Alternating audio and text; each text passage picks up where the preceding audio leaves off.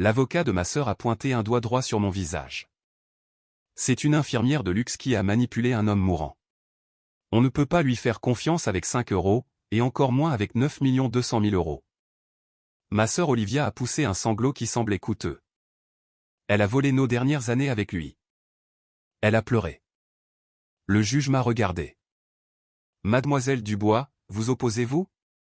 Je ne me suis pas levé. J'ai juste vérifié ma montre. Pas encore, ai-je dit. Les lourdes portes en chêne s'ouvrirent avec l'efficacité fatiguée d'un homme qui avait passé sa vie dans les archives. Un étranger entra. Il ne portait pas le genre de costume en soie italienne que portait l'avocat d'Olivia. Il portait un costume gris, de prêt-à-porter, une taille trop grande aux épaules, et il portait une mallette qui semblait avoir survécu à une zone de guerre. Il n'a regardé ni la galerie, ni mes parents, Marc et Déborah, qui tendaient le cou comme des vautours curieux. Il marcha droit vers le bureau du greffier, posa une épaisse enveloppe scellée sur le bois, et se tourna vers le juge. « Honorable juge, dit-il, sa voix sèche comme la poussière. Je représente le département fiduciaire de la Banque nationale de Bordeaux. Nous sommes le fiduciaire successeur pour la succession en question. » L'air dans la salle d'audience changea instantanément. Il passa de la chaleur collante et émotionnelle d'une querelle de famille au zéro absolu de la finance d'entreprise. L'avocat d'Olivia se leva, sa chaise coûteuse raclant bruyamment le sol. Objection. Nous n'avons été informés d'aucun fiduciaire d'entreprise. Ceci est une affaire de succession. Asseyez-vous, conseille, dit le juge, sans même lever les yeux. Il était déjà en train de décacheter l'enveloppe. Le bruit du papier déchiré fut le seul bruit dans la pièce. J'ai regardé les mains de ma mère jointes sur ses genoux, ses jointures devenant blanches. Elle me regarda, la confusion se disputant avec la colère dans ses yeux. Elle voulait savoir pourquoi je ne paniquais pas. Elle voulait voir la peur qu'elle m'avait inculquée depuis mes 14 ans. Mais je n'avais pas peur. J'étais celle qui avait conduit papy à la banque il y a 3 ans. J'étais celle qui était assise dans le hall pendant qu'il signait les papiers. Je savais exactement ce qu'il y avait dans cette enveloppe. Le juge sortit un document, scannant l'entête. Puis il jeta un coup d'œil par-dessus ses lunettes à Olivia.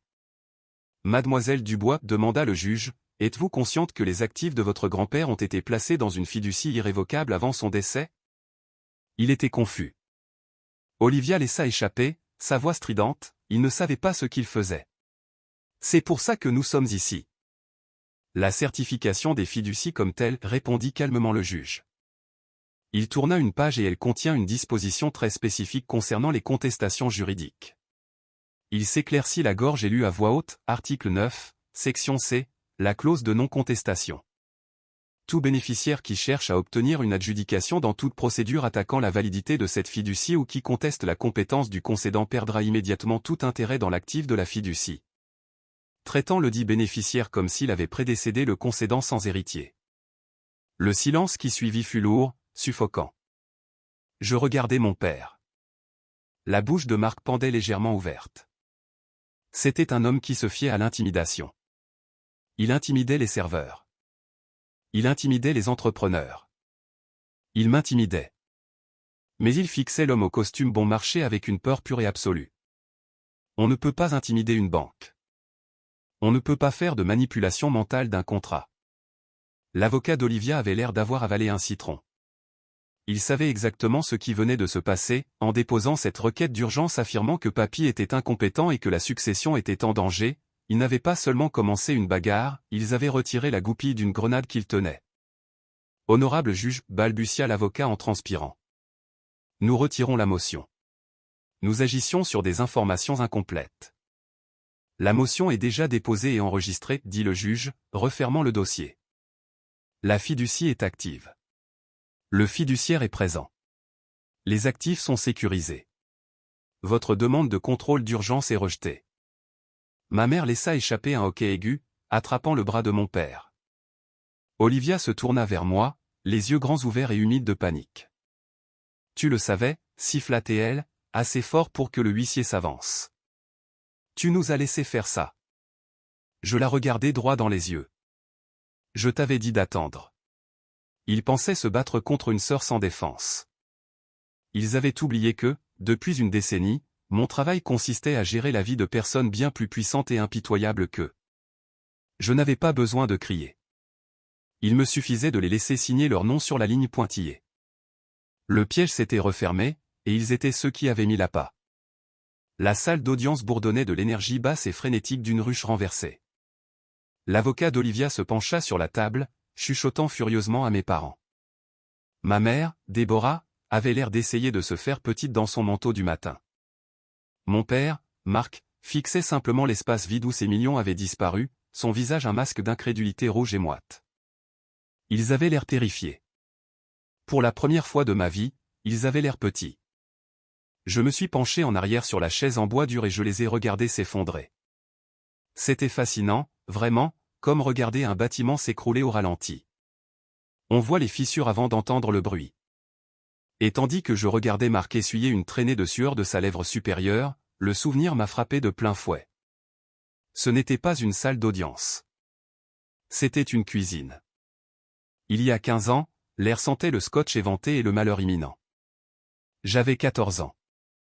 Ma mâchoire était enflée, battant d'une douleur sourde et rouillée. Je venais de rentrer de la chirurgie dentaire d'urgence. Mon occlusion était mal alignée, broyant mes molaires en poussière, provoquant des migraines qui me faisaient perdre connaissance. L'opération coûtait 12 000 €.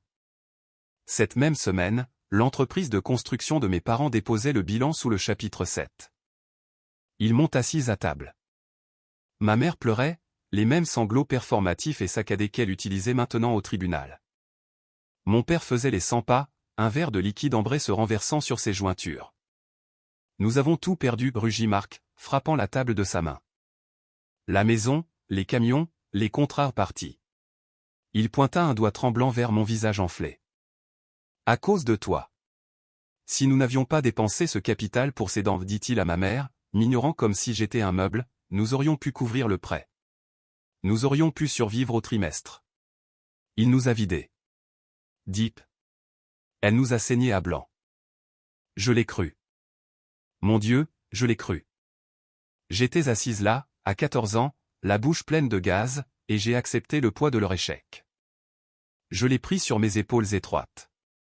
J'ai intériorisé l'idée que j'étais le gouffre financier, le porte-malheur, la raison pour laquelle ils étaient passés des clubs de campagne aux locations.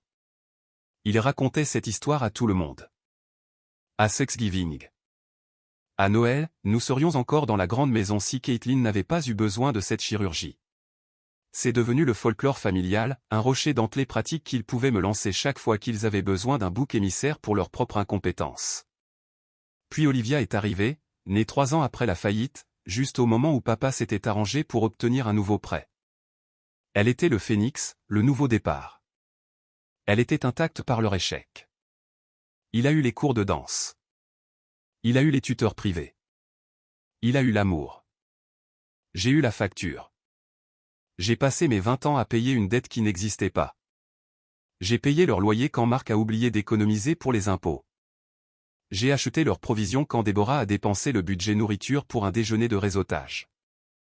Je pensais que si je payais assez, si je saignais assez, le grand livre finirait par s'équilibrer. Finalement, il me pardonnerait d'exister. Ce n'est que lorsque j'ai commencé à travailler pour mon patron, un homme qui comprenait réellement comment fonctionne l'argent, que j'ai fait les calculs. 12 000 € ne mettent pas en faillite une société de plusieurs millions d'euros. La fraude le fait. Le détournement de fonds le fait. Dépenser le fonds de roulement pour des vacances le fait. Ils n'ont pas perdu l'entreprise à cause de mes dents. Ils l'ont perdu parce qu'ils étaient cupides, stupides et arrogants. Mais un narcissique ne peut pas se regarder dans le miroir. Il ne peut pas assumer sa propre honte. Il a besoin d'une poubelle. J'étais la poubelle. Je les ai regardés de l'autre côté de l'allée maintenant. Marc a croisé mon regard une seconde. Son expression a changé. Il m'a regardé de la manière dont il regardait quand il avait besoin de l'argent du loyer, expectant, exigeant, supposant que j'allais arranger les choses parce que je lui devais. Il pensait que j'étais toujours cette fille de 14 ans avec la mâchoire enflée, désespérée d'être pardonnée. Il a ouvert la bouche, probablement pour former le mot « règle ça ». J'ai soutenu son regard. Je n'ai pas cligné des yeux. J'ai laissé le silence s'étirer entre nous, froid et lourd comme une pierre tombale. Tu m'as blâmé pour ta faillite, ai-je pensé. Tu m'as fait porter ta honte pendant 15 ans. Tu m'as appelé un fardeau pendant que je maintenais un toit au-dessus de ta tête. Tu voulais un fardeau? Tu viens d'en trouver un. Le grand livre était clos, et cette fois, je ne payais pas le solde. Olivia est devenue immobile, le genre d'immobilité qui se produit juste avant qu'un verre ne se brise. Le juge venait de lui dire qu'en déposant cette motion, elle s'était effectivement exclue du testament. 9 200 000 € s'évaporaient devant ses yeux. J'ai regardé la réalisation la frapper. Ce n'était pas du deuil. C'était le calcul terrifiant d'un style de vie qu'elle ne pourrait plus se permettre. Elle s'est levée. Ses mains ont agrippé la table jusqu'à ce que ses jointures deviennent blanches. Puis les larmes sont venues. Des sanglots saccadés, inondants, instantanés. C'était une performance digne d'un prix d'académie. Il n'était pas dans son état normal, cria-t-elle, se tournant vers la galerie. Puis le juge, il l'a forcé à faire ça. Il l'a brainwashé. Le juge fronça les sourcils. Mademoiselle Dubois, ce sont des allégations graves. C'est la vérité. Olivia pointa un doigt tremblant vers moi. Elle l'a isolé. Elle a coupé les lignes téléphoniques. Il a changé les serrures. Pendant 3 ans, nous avons essayé de le voir et elle l'a traité comme un prisonnier. Cette fiducie n'est pas son testament. C'est le sien. C'était l'option nucléaire, abus de personnes âgées, influence indue, les mots magiques qui gèlent les tribunaux de succession et lancent des enquêtes. Mon père, Marc, vit son ouverture. Il sauta, ignorant la main de son avocat sur son bras. C'est vrai, honorable juge, tonna Marc, sa voix épaisse d'indignation vertueuse. Elle nous a physiquement empêchés d'accéder à la propriété. Le soir de Noël dernier, nous y sommes allés pour donner ces cadeaux à mon père. Nous nous sommes tenus sur le porche dans le froid glacial, le suppliant de le voir. Elle a fermé la porte à clé et a ri de nous. Elle n'a pas laissé un fils voir son père mourant à Noël. La galerie murmura. Le juge me regarda, son expression s'assombrissant. C'était une histoire damnable. Une fille cruelle tenant une famille aimante à l'écart d'un homme mourant une nuit sainte. J'ai gardé mon visage neutre. Je suis resté parfaitement immobile, mais dans ma tête, j'étais de retour dans ce couloir. Le 24 décembre, 23h30. Papy était dans son lit d'hôpital dans le salon. Il était sous oxygène à haut débit, ses poumons défaillants, son anxiété augmentant chaque fois qu'une voiture passait. Je mesurais sa dose de morphine quand les coups commencèrent. Ce n'était pas un coup frappé. C'était un poing martelant le bois. Je me suis glissé jusqu'à l'œilleton. Marc et Déborah étaient là. Ils portaient des bonnets de Père Noël et tenaient des verres de vin à moitié vides. Ils titubaient. Ils n'étaient pas là pour rendre visite. Ils étaient là parce qu'ils avaient quitté une fête plus tôt et voulaient réaliser un moment familial pour leurs histoires Instagram. Ouvre, petite sangsue. Avait hurlé Marc à travers le bois. Nous savons qu'il est là. Papy avait serré mon poignet, ses yeux grands de terreur. Ne les laisse pas entrer, halta-t-il, son moniteur d'oxygène sonnant une alarme. S'il te plaît, Cathy. Je ne veux pas qu'il me voie comme ça. Ne les laisse pas entrer. J'ai vérifié le verrou. J'ai éteint la lumière du porche. Je me suis assise sur le sol près de son lit et j'ai tenu sa main jusqu'à ce que les coups cessent et que leur voiture dérape hors de l'allée. C'était leur visite aimante, un raid ivre au milieu de la nuit qui a failli provoquer une crise cardiaque à un homme mourant. Mais dans l'esprit de Marc, il était la victime. Il croyait son propre mensonge. Il s'en souvenait sincèrement comme d'un rejet, pas d'une agression. C'est ça, le truc avec les narcissiques. Ils réécrivent l'histoire pour se faire le héros de chaque tragédie. Honorable juge, dit l'avocat d'Olivia, saisissant l'élan. Si le défunt était isolé et contraint, la fiducie est invalide. Nous demandons la suspension de l'autorité du fiduciaire en attendant une enquête sur les abus envers les personnes âgées. Le juge me regarda. Mademoiselle Dubois, avez-vous une réponse à ces allégations? Mes paumes transpiraient, mais j'ai gardé mes mains croisées sur la table. C'était le moment. Si j'argumentais, c'était ma parole contre la leur. Si je criais, j'avais l'air instable. J'avais besoin qu'il s'engage. J'avais besoin qu'il le mette au dossier sous serment. J'ai regardé le fiduciaire. Je lui ai donné un seul petit hochement de tête. Je suis restée silencieuse. Conseil, dit le juge, se tournant vers l'homme au costume bon marché. Le fiduciaire a-t-il des preuves concernant ces allégations d'isolement? Le défunt a-t-il été empêché de communiquer avec sa famille? Le fiduciaire n'a pas été pressé. Il ouvrit sa mallette et en sortit un livre épais relié en cuir. C'était le journal de papy. Nous en avons, honorable juge, dit le fiduciaire. Mais cela ne montre pas que mademoiselle Dubois a isolé le défunt. Cela montre que les pétitionnaires l'ont abandonné. Il se dirigea vers le bureau du greffier et plaça le journal sur une pile de papier. Je marque ceci comme pièce B, le journal personnel du défunt, communément appelé le registre de rejet, et je l'associe à la pièce C, 5 ans de relevé cellulaire a été détaillé pour le compte enregistré du défunt. Olivia cessa de pleurer. Le silence soudain de son côté de la table était plus éloquent que ses sanglots ne l'avaient été.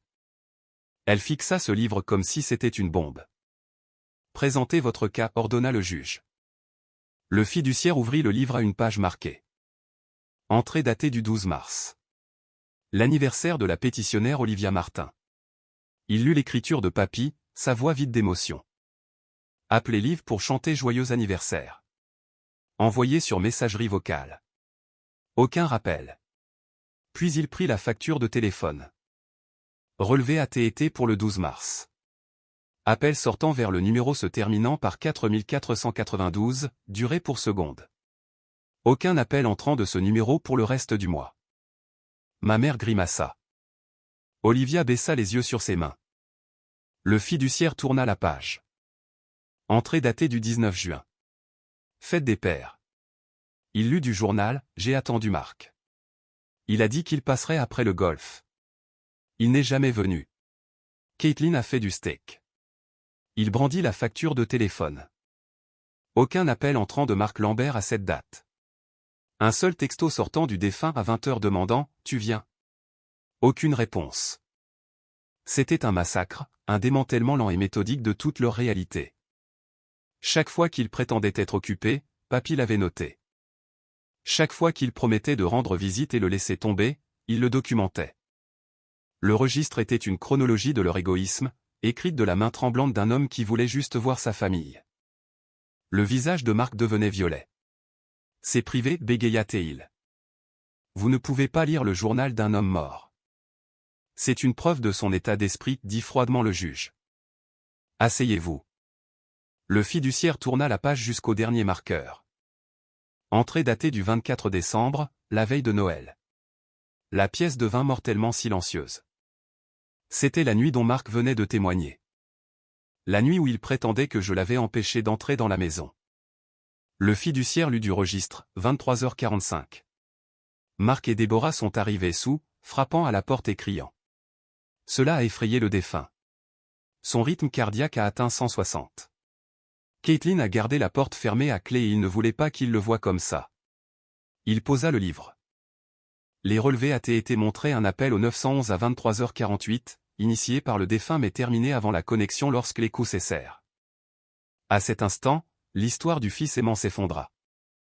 Le tribunal ne vit pas des victimes. Ils virent un homme ivre tourmentant son père mourant à Noël. Marc se recroquevilla sur sa chaise, exposé. Le fiduciaire résuma, Caitlin ne l'a pas isolé. Elle l'a protégé. L'avocat d'Olivia jeta un coup d'œil aux preuves, puis demanda une suspension. Rejeté, dit le juge. Vous avez porté l'accusation. Vous avez ouvert la porte. Maintenant, nous la traversons. Il se tourna vers moi. Olivia prétend que papy était incompétent lorsqu'il a signé la fiducie. Avez-vous une réponse? J'ai hoché la tête. C'était le moment. Oui, honorable juge. Je n'ai pas seulement pris soin de lui. Je l'ai géré, et je savais que ce jour viendrait. L'avocat se lança avec des objections. Il avait 89 ans, sous de lourds médicaments contre la douleur, paranoïaque. Un carnet griffonné n'est pas une preuve, c'est un déclin. Olivia en rajouta. Il mélangeait les noms. Caitlin met un stylo dans sa main. Le juge demanda au fiduciaire si la banque avait des preuves de capacité. Le fiduciaire me regarda. Mon signal. Je ne lui ai pas dit où signer. J'ai dit que je gérais son emploi du temps. Je gérais sa succession, et je savais qu'à la seconde où il mourrait, vous viendriez pour l'argent et diriez qu'il était fou. J'ai fait face au juge. Le matin où la fiducie a été modifiée, j'ai programmé 2 rendez-vous avant la banque. Le fiduciaire produisit le dossier. Olivia pâlit et cria. Ces médecins coûtent 5 000 € par jour. Je ne pouvais pas me les permettre. Je ne les ai pas payés, dis-je calmement. Je les ai programmés. Le fiduciaire brandit 2 chèques annulés payés sur le compte du défunt, signés par lui, ligne mémo, examen de capacité approuvé il y a 3 mois. Silence. La voix du juge baissa. Le camp d'Olivia venait de jurer qu'il était incompétent. Pourtant, le tribunal disposait maintenant d'enregistrements vidéo et de témoignages d'experts prouvant sa lucidité. C'est parjure, dit le juge. Et puisque cette pétition cherchait à saisir des actifs sur la base de ce mensonge, c'est aussi une tentative de fraude. Il rejeta la pétition avec préjudice, ordonna une audience pour sanction, et statua que la clause de non-contestation était déclenchée. Olivia repartit avec rien. Le marteau tomba. Dehors, sur le parking. Ma famille avait l'air dévastée à côté de leur Mercedes louée. Marc essaya de marchander. Appel? Famille? Partage de l'argent? Je le fixai et lui retournai ces mots. Pris en charge? Comme quand tu as mis les services publics à mon nom et ruiné mon crédit? Il implora au sujet des dettes et de la perte de la maison. Vous étiez fini il y a 15 ans, dis-je. Vous m'avez juste utilisé pour garder les lumières allumées. Olivia se lança et attrapa mon bras. Je n'ai pas bronché. Lâche-moi ou j'appelle le fiduciaire et j'ajoute l'agression à la liste. J'ai déverrouillé ma voiture. Ma mère pleurait qu'il n'avait rien. J'ai démarré le moteur et j'ai regardé mon père dans les yeux. Tu as raison, papa. Tu n'as rien. Mais au moins, tu n'as plus de fardeau. Je suis parti en conduisant. 3 semaines plus tard, le fiduciaire appela. Le transfert était terminé. Actifs liquides déposés, actes enregistrés. Le tribunal rendit l'ordonnance finale. Olivia fut condamnée à payer 150 000 € de frais juridiques et se diriger vers une faillite sous le chapitre 7. Pendant la phase de découverte, les auditeurs trouvèrent des divergences dans l'histoire de la dette de l'entreprise de mes parents. Un audit de l'IRS était en cours. Dans le bureau silencieux de Papy, le registre en cuir abîmé était posé sur le bureau. Le livre qui m'a sauvé. J'ai lu la dernière entrée. Il avait vu la vérité, savait que j'étais la seule à avoir payé mon dû, et voulait me protéger des gens qui ne voyaient qu'un compte bancaire. Puis j'ai ouvert mes contacts. Papa. Olivia. Je ne les ai pas bloqués. J'ai appuyé sur supprimer un par un. Ils n'étaient plus de la famille. Juste des étrangers qui connaissaient une fille qui payait leur loyer. Et cette fois, quand ils sont venus frapper, je n'ai pas ouvert le portail.